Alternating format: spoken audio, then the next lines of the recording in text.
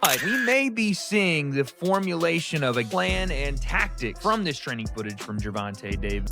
Anybody that gets in the ring with Tank that is not a damn dinosaur is gonna feel something from it. And it ain't gonna be easy to hit it. Gervonta "Tank" Davis has the boxing world buzzing after new training footage showed a terrifying transformation ahead of his fight with Jake Paul. The undefeated champ looks stronger, sharper, and more explosive than ever, built like a machine ready for war. Fans say this might be the scariest version of Tank we've ever seen, and Jake could be walking into a nightmare. Davis has always been a viral knockout artist with cold composure, but this time he looks different. Heavier, hungrier, and even more calculated. The lightweight king seems to have added serious muscle, and the result is flat out intimidating.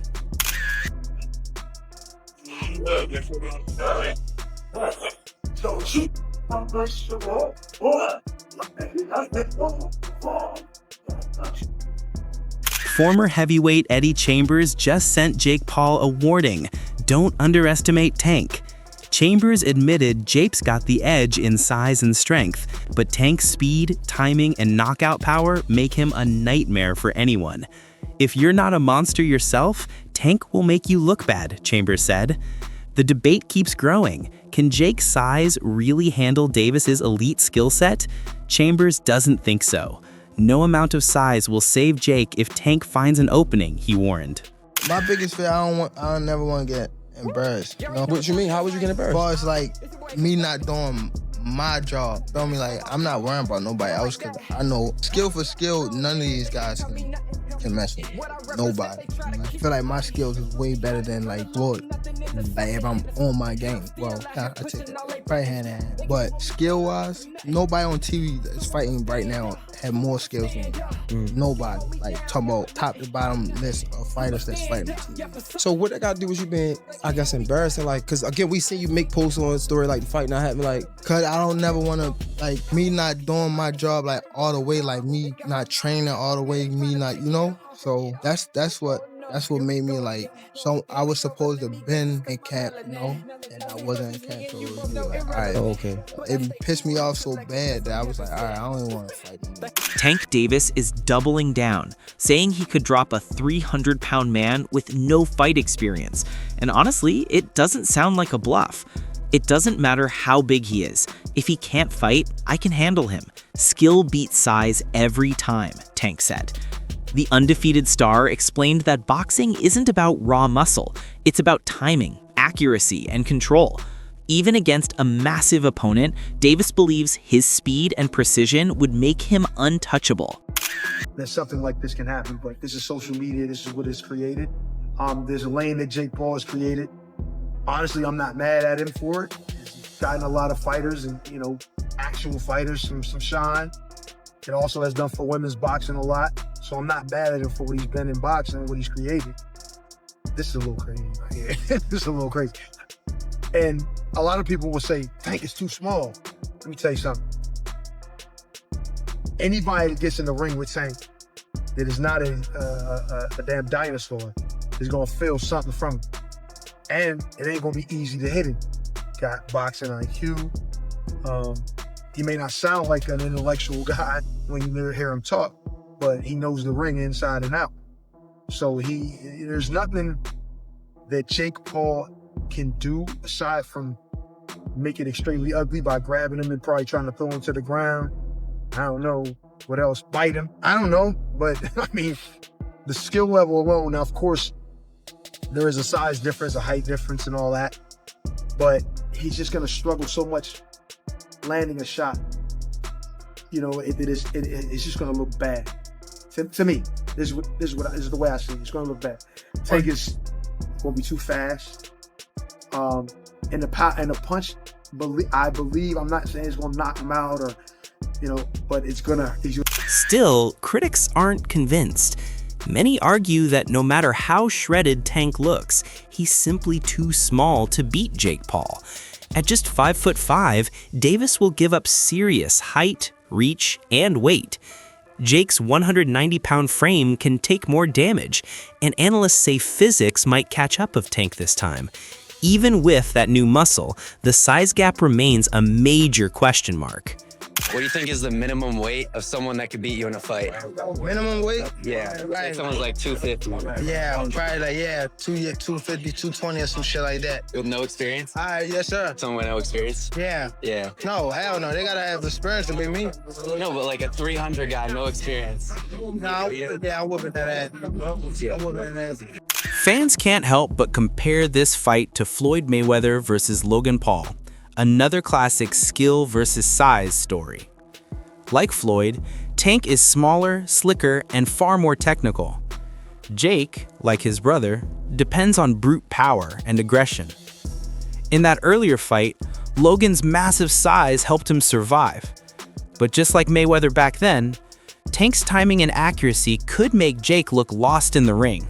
All of a sudden, we want to know who will win in this fight, Jake Paul or Tank Davis? It's a legit question. And I actually want to really hear your thoughts on who do you think is going to win.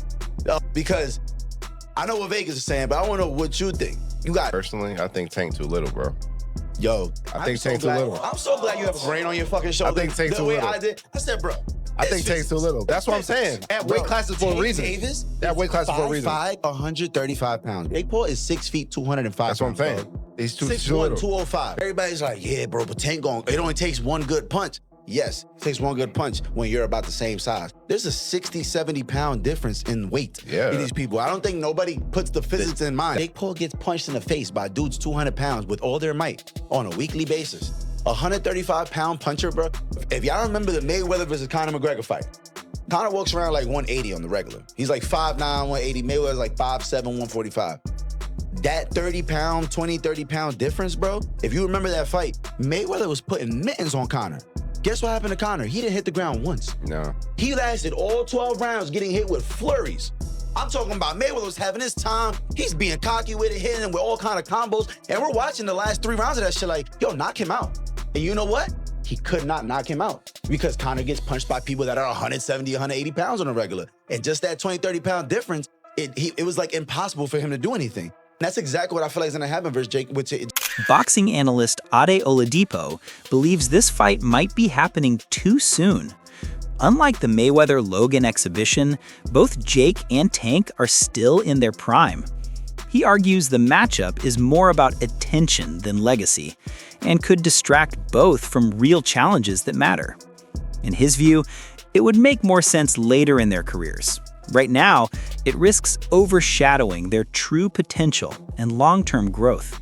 Jake Paul, Tank Davis fight got moved to Miami. I think Jake wins. Jake's just so big, dude. I think Jake wins. This is different because it's similar. It's similar to Logan versus Mayweather, but Jake has Jake better Paul boxing. now obviously is way more advanced than where Logan was at that moment in time. I mean, Gervonta it's is just fucking sick. I mean, yeah. No, but dude, Did you Jake. ever watch his highlights? Jake can He's crack, nasty, man. bro. He's so sick. I love that guy.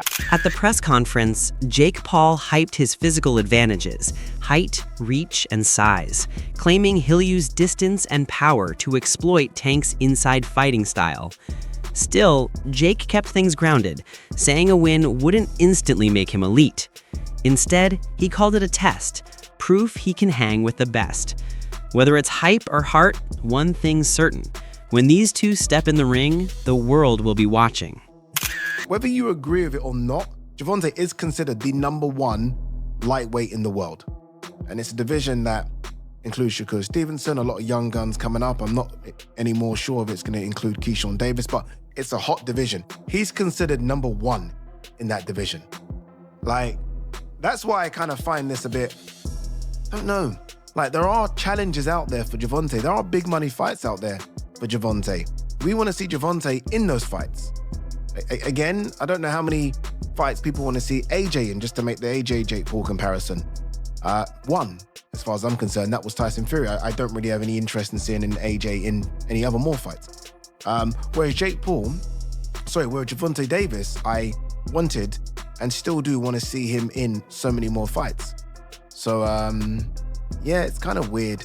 These exhibition things are, like, really and truly, they should all be when your career's done. Like, when you think of Floyd versus Logan Paul, It's done, right? Floyd versus Conor. Did he have one more after? Was that it? I can't even remember. But it was right at the end. It was done. Right at the end. Even if it wasn't. Right at the end.